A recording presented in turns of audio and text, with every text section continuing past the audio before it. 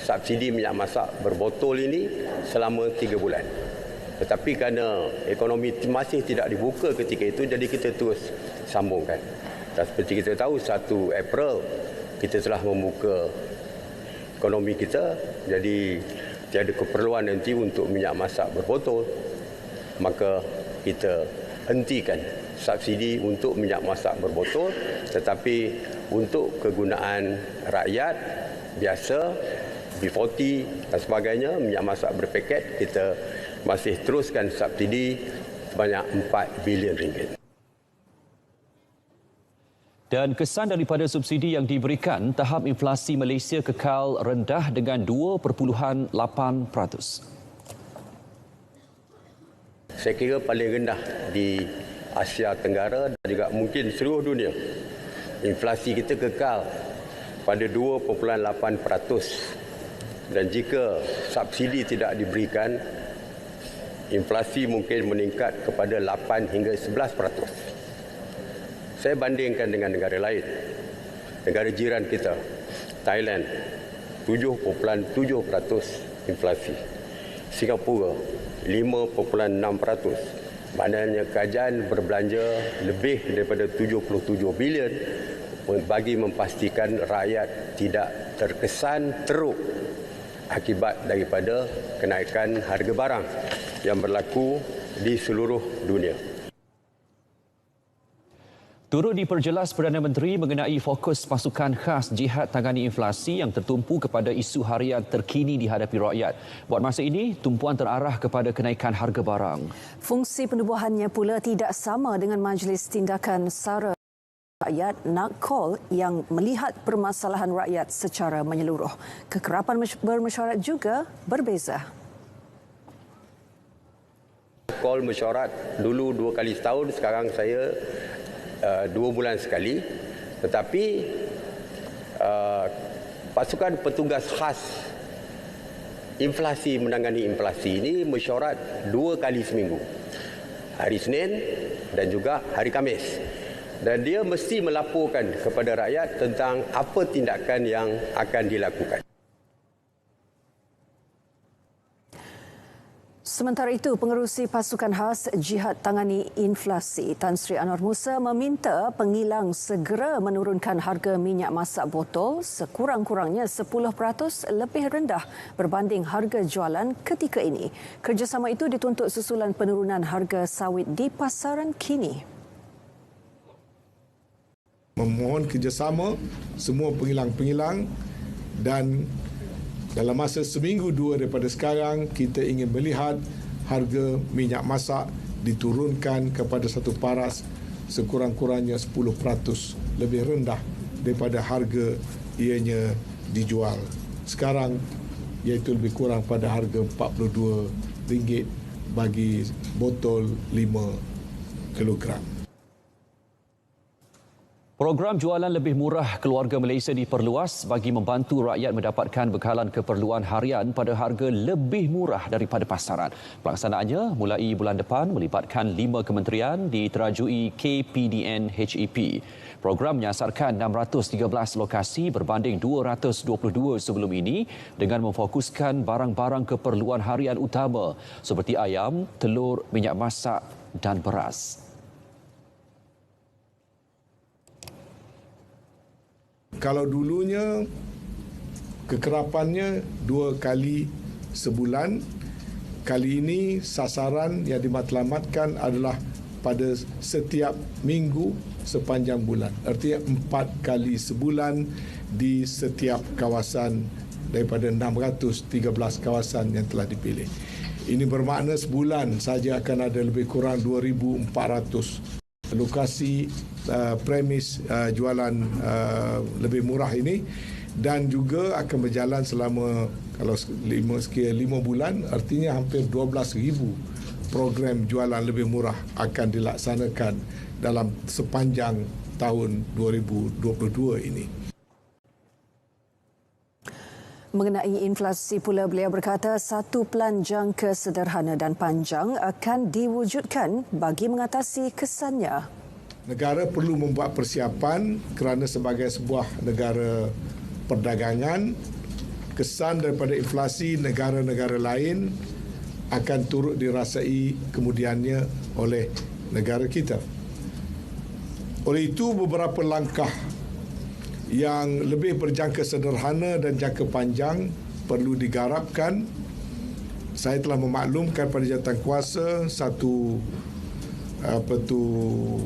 pasukan yang terdiri daripada pakar-pakar ekonomi akan membantu jawatankuasa kita ini untuk membentuk satu framework bertindak yang lebih komprehensif dan menyeluruh.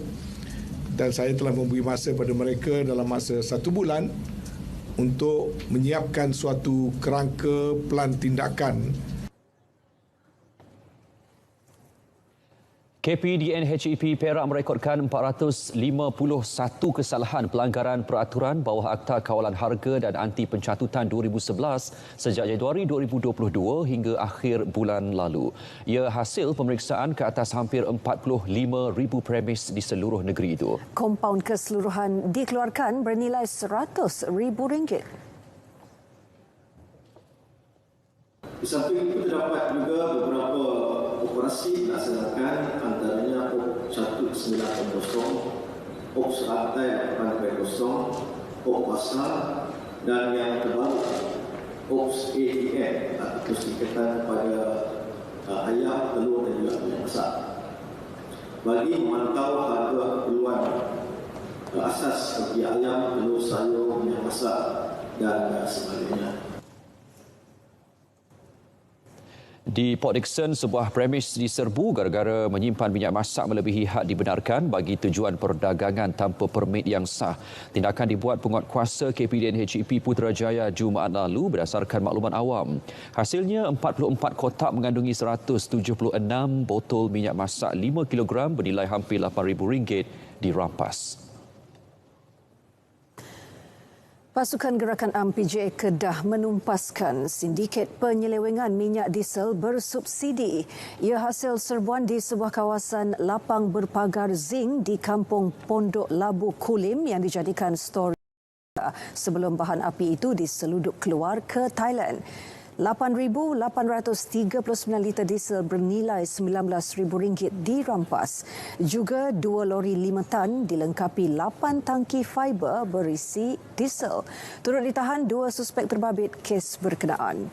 Kes diserah kepada KPDN-HEP.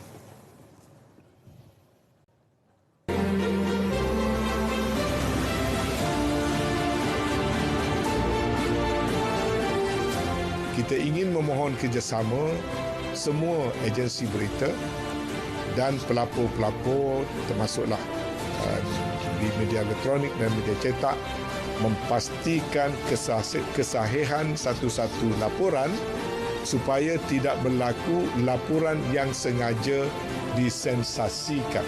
Mestilah kita memberi laporan seberapa tepat yang boleh kerana kita tidak mahu memberi bukan saja gambaran yang salah ya, sebab ini semua ada kaitannya dengan soal kenaikan harga, panic buying dan tidak membantu dalam usaha kita nak mengawal impak daripada inflasi dan kenaikan harga barang.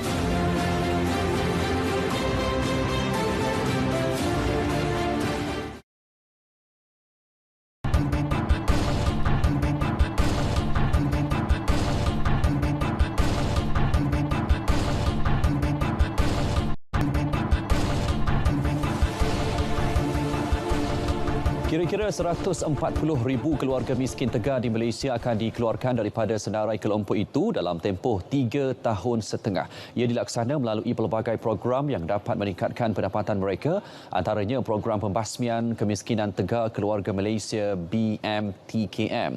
Fasa 1 BMTKM mula dilaksana bulan lalu membabitkan 80 lokaliti perintis. Program yang akan dilaksanakan adalah untuk meningkatkan pendapatan yang merangkumi projek-projek pertanian, penternakan, usahawan, pemasaran serta pembangunan minda dan motivasi. Anggaran pendapatan tambahan adalah kira-kira RM300 hingga RM1,000 sebulan. Bagi memastikan kejayaannya, pemantauan menyeluruh akan dilaksana Jawatankuasa Peringkat Daerah dan Cawangan berdasarkan data Unit Penyelarasan ICU Jabatan Perdana Menteri, 44,829 ketua isi rumah dikategorikan miskin tegar pada 2020.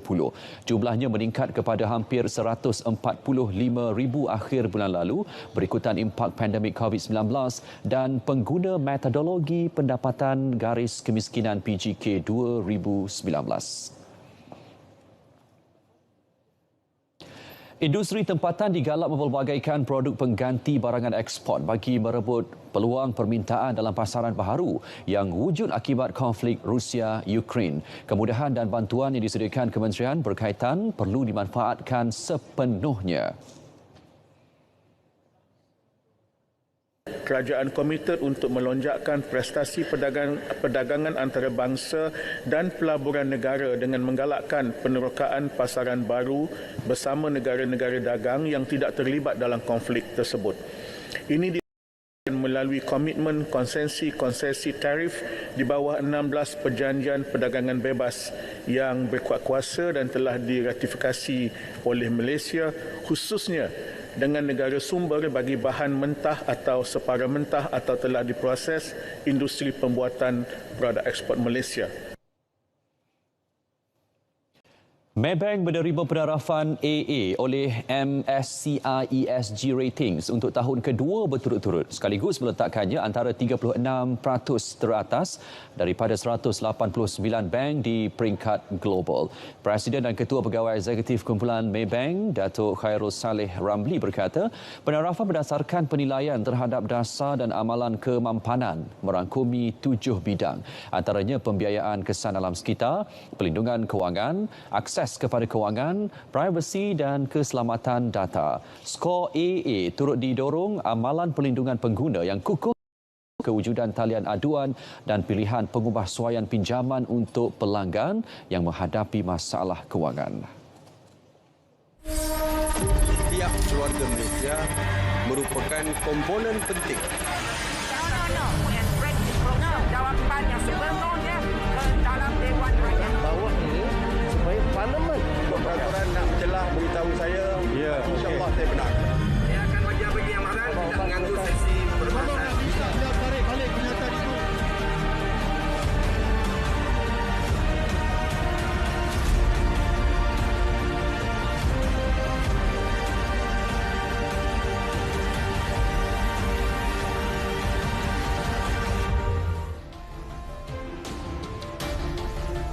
Bersua kembali. Malaysia dan Indonesia memulakan perbincangan mengenai isu pembekuan penghantaran pekerja asing dari republik itu hari ini. Tujuannya memastikan segala salah faham dan isu berbangkit berkaitan MOU dimeterai dua negara diselesaikan. Keputusan mengenainya dijangka diumum 2 hari lagi. Suka untuk saya ingatkan bahawa kita mewakili kerajaan akan sentiasa memastikan pengurusan pekerja asing di Malaysia sentiasa berlandaskan kepada kedaulatan undang-undang negara dan pada masa yang sama menjamin bahawa semua pekerja asing yang berada di Malaysia dilindungi secara saksama mengikuti undang-undang yang ada dalam negara kita. Mesyuarat jawatankuasa bersama antara Menteri Dalam Negeri dan Menteri Sumber Manusia mengenai pengurusan pekerja asing turut memberi kelulusan pengambilan pekerja asing daripada 15 negara melibatkan pelbagai sektor ekonomi. Juga bersetuju meneliti kesesuaian semua sektor pekerja asing termasuk subsektor yang telah dibekukan. Bagi memenuhi keperluan industri, mesyuarat pada hari ini juga bersetuju untuk membenarkan pekerja asing digajikan dalam subsektor yang dahulu kita bekukan, iaitu barang lusuh dan subsektor dobi. Ini antara lain kita juga bersetuju untuk membenarkan pekerja asing daripada semua 15 negara sumber untuk bekerja dalam sektor perkilangan, pembinaan dan perkhidmatan. Inilah perkara baru yang telah pun kita teliti dan bersetuju dalam mesyuarat tersebut. Sementara itu, Komuniti Perniagaan Tempatan menyokong keputusan kerajaan menangguhkan pelaksanaan nisbah 80-20 bagi kuota pekerja tempatan kepada pekerja asing dalam sektor pembuatan. Langkah itu memberi kelegaan kepada pemain industri yang ketika ini berdepan beberapa cabaran utama termasuk kekurangan tenaga kerja dan peningkatan kos operasi. Presiden Persekutuan Penguilang Malaysia FMM Tan Sri Soh Tian Lai berkata kekurangan tenaga kerja menyebabkan syarikat mengalami kelewatan dalam memenuhi penghantaran barangan, kehilangan pelanggan sedia ada dan kehilangan perniagaan berpotensi. Beliau yang mewakili 51 organisasi, Persatuan Pedagang dan Dewan Perniagaan menjelaskan proses mengurangkan kebergantungan kepada pekerja asing menerusi automasi sudah berlaku namun secara berperingkat. Tambahnya, tidak semua tenaga kerja boleh digantikan dengan automasi. Justru permintaan bagi memenuhi keperluan tenaga buruh akan tetap berterusan. Kementerian Perdagangan Antarabangsa dan Industri sebelum ini mengumumkan penangguhan pelaksanaan syarat tersebut bagi tempoh 2 tahun.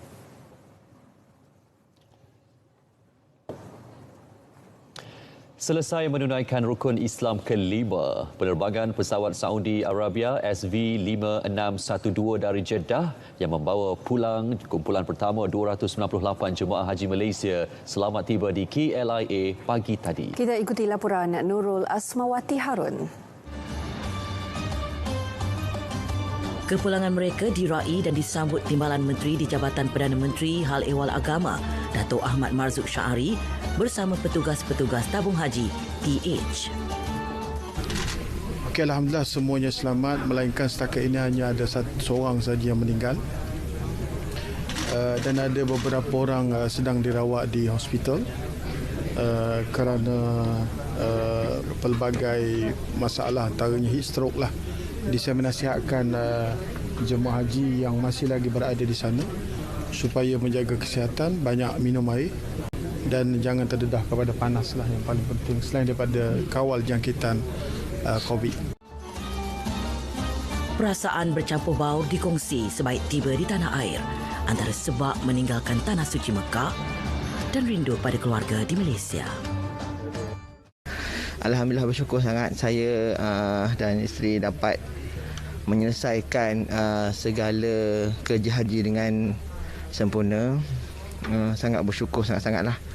Segala perjalanan kami di Tanah Suci diuruskan dengan baik oleh tabung haji. Semua penginipan, semua proses semua berjalan dengan lancar. Alhamdulillah. Perasaannya orang kata tu sangat gembira dapat berjumpa balik dengan anak, dengan keluarga. Tapi bila meninggalkan Tanah Suci itu memang sangat sedih. 49 penerbangan menerusi Malaysia Airlines dan Saudi Airlines dijadual membawa kesemua 14,305 jemaah haji Malaysia pulang ke tanah air secara berperingkat. Penerbangan terakhir dijadual 13 Ogos depan. Kita mendoakan supaya penerbangan seterusnya berjalan baik dan lancar untuk seterusnya sehingga penerbangan terakhir daripada Saudi ke Malaysia. Alhamdulillah, kelancaran proses akan jemaah haji berjalan baik. Kita ada juga melalui proses screening oleh KKM. Setelah lebih 2 tahun, kita tidak dapat menyaksikan suasana sebegini di lapangan terbang antarabangsa Kuala Lumpur. Hari ini, kumpulan pertama jemaah haji Malaysia telah selamat tiba di tanah air, dinantikan oleh wajah-wajah ceria yang tidak sabar untuk melepaskan rindu setelah lama tidak bersua muka. Kita mengharapkan para jemaah kita dikurniakan haji yang mabrur. Nurul Asmawati Harun, RTN. Kerajaan berjada mewujudkan satu mekanisme baharu bagi mengawal permohonan visa furada dari Arab Saudi, seterusnya mengelakkan kes penipuan membabitkan dokumen itu berulang. Kita mengalu-alukan kerajaan Saudi beri visa furada. Terima kasih sangat-sangat. Itu sebagai nilai tambah kepada pengurusan haji kita. Tetapi yang menjadi malangnya apabila ada travel tertentu, individu tertentu yang mengambil kesempatan untuk menawarkan pakej visa haji furada yang palsu. Kerana visa haji furada ini sangat limited. Kita akan bincang dengan Motek lah. umat Islam di Malaysia disaran berwaspada dan tidak mudah terpengaruh dengan tawaran berkaitan pelaksanaan ibadah haji termasuk visa furada yang mencurigakan.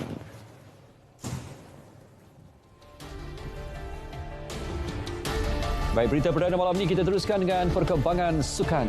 Rakan penyampaian